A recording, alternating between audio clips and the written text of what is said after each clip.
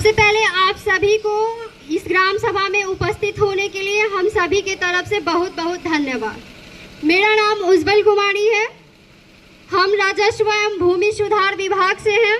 सरकार द्वारा मुझे विशेष सर्वेक्षण अमीन का पद आवंटित किया गया है, जिसमें मैं सरिसोपाही थाना नंबर 154 की विशेष सर्वेक्षण अमीन हूँ। मेरे वरीय विशेष सर्वेक्षण सहायक बंदोबस्त पदाधिकारी राहुल सर, मेरे सहायक अमीन दीपमाला जी, गोविंद जी, अमरजीत जी और अजीत जी है यहाँ। सबसे पहले मैं यहाँ बताना चाहती हूँ कि सर्वेक्षण है क्या। सर्वेक्षण वो है जिसमें हम लोग जमीन की जो भी वर्तमान स्थिति है उसको मैप पे हूबहू दर्शा देना सर्वेक्षण कहलाता है। इसका मुख्य उद्देश्य ये है कि अभी से पहले जो भी होता था कि जितना भी दस्तावेज सभी लोगों के पास रहता था वो ऑफलाइन रहता था। रसीद जो कट के मिलता था वो ऑफलाइन रहता था। उसमें क्या होता था कि जो भी कोई परेशानी होती थी तो लोगों को बार बार अंचल दौड़ना पड़ता था, कितनी सारी परेशानियों को झेलना पड़ता था वहाँ पे जाके। यहाँ तक कि यहाँ बहुत लोगों का ये है कि यहाँ इतना पैसा लेता है, वहाँ उतना पैसा लेता है। यहाँ पे फिर से ये हो गया कि कभी आग वाग लग गया तो जल गया पेपर सारा, बाढ़ आया तो उसमें दह गया पेपर सारा। ऐसे बहुत सारे परेशानियाँ आती हैं। तो इसमें ये है, इस सर्वे में क्या होने जा रहा है कि जितना भी आप लोग का पेपर है उस सब चीज जमीन का पूरा डिटेल ऑनलाइन कर दिया जाएगा, मतलब डिजिटलाइज्ड हो जाएगा। इसमें डिजिटलाइज जैसे आप लोग का आधार कार्ड होता है, आधार कार्ड में 12 नंबर होते हैं, वैसे ही हम लोग का सर्वे जब कंप्लीट हो जाएगा तो उसमें आप लोगों को एक भू कार्ड प्रोवाइड किया जाएगा, मतलब दिया जाएगा। भू कार्ड में भी कुछ वैसे ही नंबर्स होंगे। उस नंबर्स को जब आप ऑनलाइन डालिएगा तो आपके ज़मीन का पूरा जितना डिटेल है सभी शो कर देगा उसमें, कि आप कितना खरीद बिक्री किए हैं, कितना क्या हुआ है, आपका खाता नंबर, खेसरा नंबर, हर एक डिटेल उसमें शो हो जाएगा। इससे पहले 7-8 साल पहले एरियल एजेंसी के द्वारा कुछ फोटोज क्लिक किए गए थे, जिससे मैप रेडी किया गया है, जिसको स्पेशल सर्वे मैप बोलते हैं, एसएस मैप बोलते हैं उसको। उस मैप में क्या हुआ था कि कुछ त्रुटियां हो गई थी, जैसे कि ऊपर से जो लिया गया था, जैसे खेत में हो गया कि लोग एक ही प्लॉट पे मिक्स क्रॉपिंग करते हैं। जैसे एक खेत में बहुत सारा क्रॉपिंग कर देते हैं, बहुत सारा फसल लगाते हैं, तो क्या करते हैं ना कि बीच में मेड़ डाल देते हैं। तो ऊपर से जो फोटो लिया गया था तो वो मेड़ के वजह से एक प्लॉट है जो कई प्लॉटों में दिखता है, लेकिन वो है एक ही प्लॉट है। उसको क्या किया जाएगा, अभी जो आप लोग कागजात जमा करेंगे उसको ले करके जब हम लोगों की सर्वेक्षण की प्रक्रिया स्टार्ट होगी, उत्तर पश्चिम से हम लोग शुरुआत करेंगे और एक एक प्लॉट पे जाएंगे और उसको वेरीफाई करेंगे। जो भी मेड़ आ गया था हमारे मैप में आ गया है ना, उसको फॉल्स लाइन डाल के उसको हटा देंगे और उसको एक ही प्लॉट बना देंगे। और दूसरा ये इसका उद्देश्य है कि जैसे भी कमजोर व्यक्ति है, कोई मजबूत व्यक्ति है, जैसे खेत ही जोते हैं तो उसमें धीरे धीरे बढ़ा देते हैं उसको, लेकिन वो जमीन पे बढ़ा सकते हैं, जो मैप लिया गया है उस पर नहीं बढ़ा सकते हैं वो। तो वो सब यहाँ पे करेक्शन कर दिया जाएगा। और उसके बाद से है कि पहले जो भी जिसके पास जो भी दस्तावेज होगा, जैसे खतियान के वाला जो भी होगा उनके पास, वो सब पूर्वज के नाम पे होगा, जो भी उनके हैं। तो वो तो उनका डेड हो गया है, तो अब उससे हटा करके जो भी अभी लोग जीवित हैं उनके नाम पे खाता खुलेगा, उनके नाम पे वो खाता खुल जाएगा। इसलिए सबको वंशावली बना के देना होगा। जैसे खतियानी जमीन हो या केवाला हो, अगर वो मृत व्यक्ति के नाम पे है तो वो वंशावली लगाएंगे। अगर जिसके नाम पे जमीन है, अगर वो जीवित है तो उनको वंशावली देने की जरूरत नहीं है। हम लोग कुछ प्रपत्र कुछ फॉर्म्स देंगे, उस फॉर्म्स को फिल करके दे देना है। इसमें कुल 22 प्रपत्र है, जिसमें प्रपत्र 1 है उद्घोषणा का प्रपत्र। उद्घोषणा का प्रपत्र जो है हमारे बंदोबस्त पदाधिकारी के द्वारा ये उद्घोषणा कर दी गई है कि हम लोग अब किसी के भी प्लॉट पे जा सकते हैं नापी करने के लिए। कोई भी रोक टोक नहीं करेगा कि मेरे खेत में क्यों आ गए, मेरे प्लॉट पे क्यों आ गए, कुछ नहीं। और हाँ, उसमें जो भी नुकसान होगा उसका जिम्मेवार अमीन नहीं होगा। और जो भी नापी करने में रुकावटें आएंगी उस सब लोगों को मिलके हम लोगों की मदद करना होगा उसको हटाने में।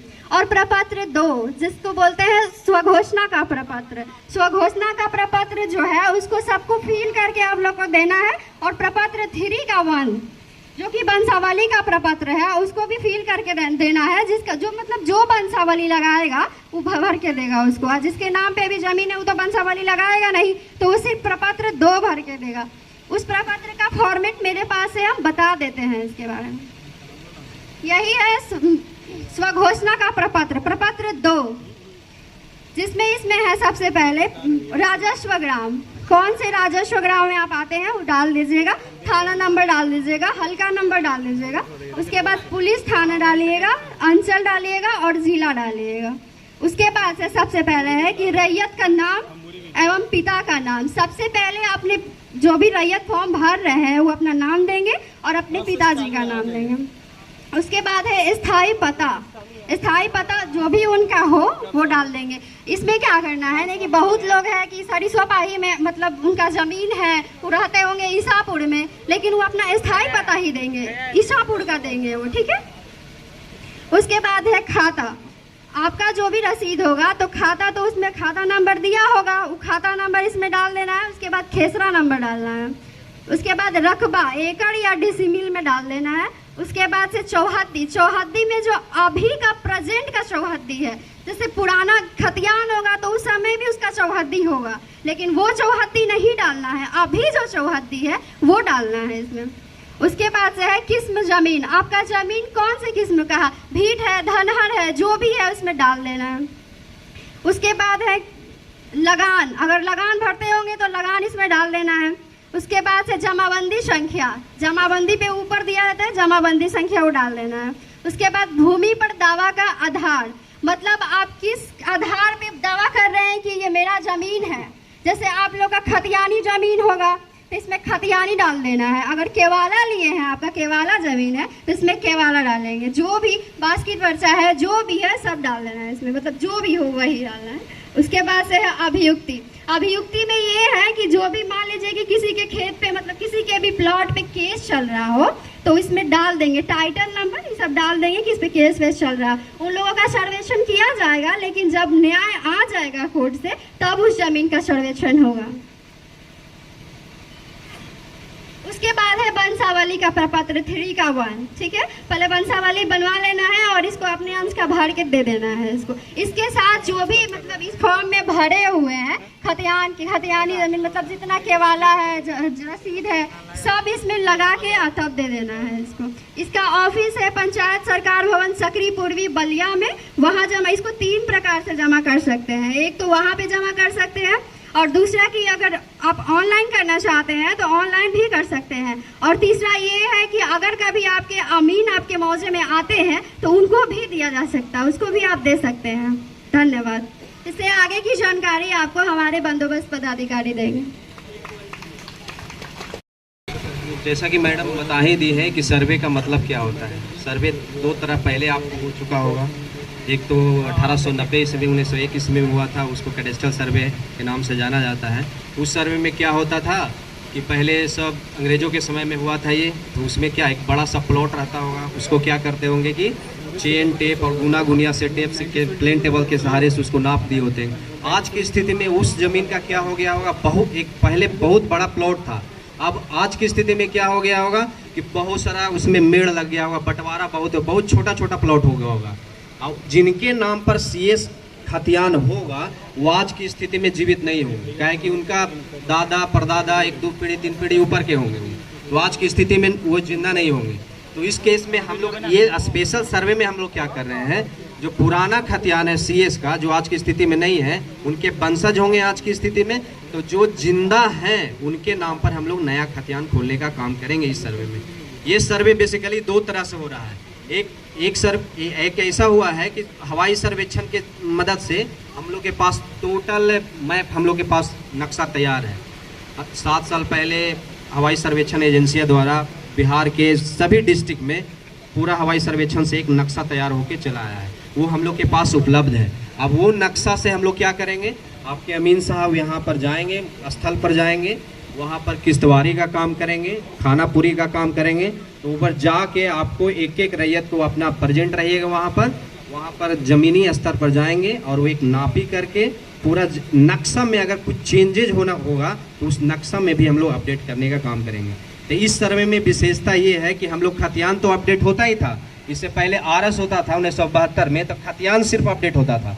लेकिन अब इस सर्वे में क्या है, खतियान प्लस नक्शा दोनों अपडेट होते हुए चला जाएगा और ये ऑनलाइन पर चढ़ जाएगा, ताकि आपको सुविधा मतलब कि रखते होंगे तो दिक्कत हो जाता है ना कि पहले सब पुराना कागज संजोग के रखते होंगे, लेकिन अब उस स्थिति में नहीं है। अब हम लोग जब ये कंप्लीट करेंगे प्रपत्र 1 से लेके 22 तक, जिसमें हम लोग 22 में आप लोग को एक भू कार्ड बना के दे दिया जाएगा।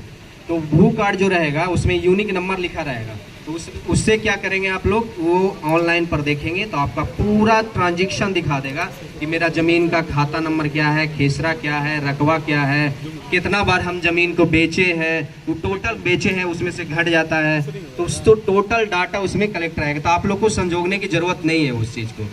तो ये है, ये सर्वे में हम लोग ये करने के लिए कोशिश कर रहे हैं। तो इसमें आप लोग का क्या दायित्व है, आप लोग का दायित्व ये है कि 3 पेज का हम लोग के पास फॉर्म है, वो लोग आप लोग को आप लोग क्या करिएगा, तीनों पेज को भर के हम लोग के पास, या तो चाहे सरकार भवन हम लोग का परमानेंट ऑफिस खुल गया है कार्यालय, वहाँ पर आप जमा कर सकते हैं, या तो आप संबंधित अमीन हैं उनको दे के रिसीविंग ले सकते हैं।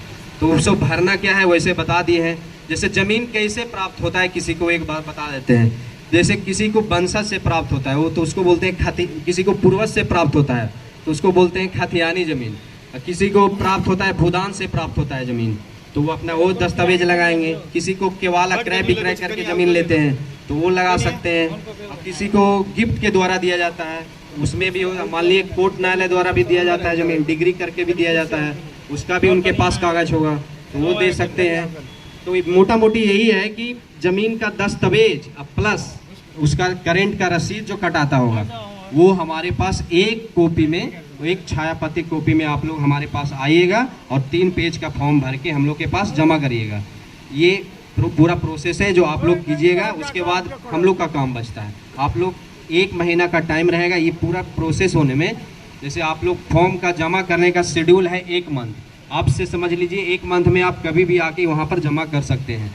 और रही बात वंशावली की, जैसा मुखिया जी बोल रहे थे कि दरभंगा का कुछ तो लेटर ऐसा आया है, सर्कुलेट हुआ है। पहले क्या था कि ग्राम कचहरी से ही निर्गत किया जाता था वंशावली। उसमें पंचायत सचिव होते थे, मुखिया जी होते थे, चौकीदार होते थे, वार्ड सदस्य, पंच, आंगनबाड़ी सेविका, वो सब क्या करते थे, सत्यापित करके देते थे पंचायत सचिव को। तो उसके अंदर 10 से 15 दिन लग जाता था निर्गत करने में। अब ऐसा सुनने में आ रहा है, अभी मेरे को ऑफिशियल लेटर नहीं है, लेकिन दरभंगा में शायद मुखिया जी बोल रहे थे कि एक लेटर निकला हुआ है। उसमें क्या है कि स्व घोषणा करके वंशावली निर्गत किया जाता है, उसमें आप लोग को सुविधा होगा। अभी नहीं है, हम सूचित कर देंगे। तो वंशावली आप लोग को स्व घोषणा करके आपको दीजिएगा, उसका सत्यापन भी होगा। जैसे आज क्या है, आज ग्राम सभा में हम क्या बताने की कोशिश कर रहे हैं कि आपके पास जो भी कागजात है वो अपना संजोग के रखें, एक जगह कर लें, फॉर्म को भर लें और हमारे पास जमा करने का ये प्रोसेस बता रहे हैं कि ग्राम सभा का मुख्य उद्देश्य ये है कि जानकारी इकट्ठा करके अपना संबंधित डॉक्यूमेंट को एक प्रति पर अपना रख लें। आप इससे बाद वंशावली आप जो स्व घोषणा करके हम लोग को दीजिएगा, उस समय भी हम आएंगे, यहाँ पर लगाएंगे, कैंप लगाएंगे ग्राम सभा में, सरपंच जी भी रहेंगे, मुखिया जी भी रहेंगे, उनके द्वारा भी हम सत्यापित करेंगे कि आप लोग जो वंशावली हम लोग को दिए हैं वास्तव में सही है या गलत है। अगर गलत रहेगा तो अपराध की श्रेणी में आता है। और दूसरी बात यह है, वंशावली में कितना बहुत सारे लोग ऐसे हैं कि वंशावली में बहन बेटी का नाम जोड़ते ही नहीं है। तो ये भी सरकार का सख्त ये है, एक नियम बना था हिंदू उत्तराधिकार नियम 1956, जिसका संशोधित हुआ है 2005 में, समान अधिकार बहन बेटियों को भी दिया गया है। तो आप लोग वंशावली जब स्व घोषणा कीजिएगा तो उसमें बहन और बेटी का भी नाम आप उसमें ऐड कर दीजिएगा। अगर आप लोग ऐसा नहीं करते हैं तो अगर कोई आस-पास वाला अगर कंप्लेन करता है तो उसमें अपराध की श्रेणी में आ जाते हैं। जैसे हिंदू में क्या होता है, हम लोग के ये में क्या होता है कि बहन बेटी क्या करती है कि स्वेच्छा से अपना पूर्वज की ज़मीन नहीं लेती, अपने उनको शादी ब्याह इतना अच्छा से कर दिया जाता है कि खुद से ही स्वेच्छा से कहते हैं कि हम इसमें मेरा कोई हक नहीं। अगर वो स्वेच्छा से अगर देना चाहती है तो आप लोग क्या कीजिएगा, बंसावली में उनका एक फर्स्ट क्लास मजिस्ट्रेट से एनएसओ ले लीजिएगा, ताकि ये ज़मीन पर हमको ये दावा नहीं करते हैं, इस तरह से एक आप बना के ले लीजिएगा। बाकी आप लोग के पास अब जो भी क्वेश्चन है आप लोग पूछ सकते हैं। मोटा मोटी यही करना है कि आप लोग को 3 पेज का फॉर्म है, वो भर के हम लोग के पास पूरा दस्तावेज के एक कॉपी करके आपको जमा करना है। अब जो भी क्वेश्चन पूछना है आप लोग पूछ सकते हैं।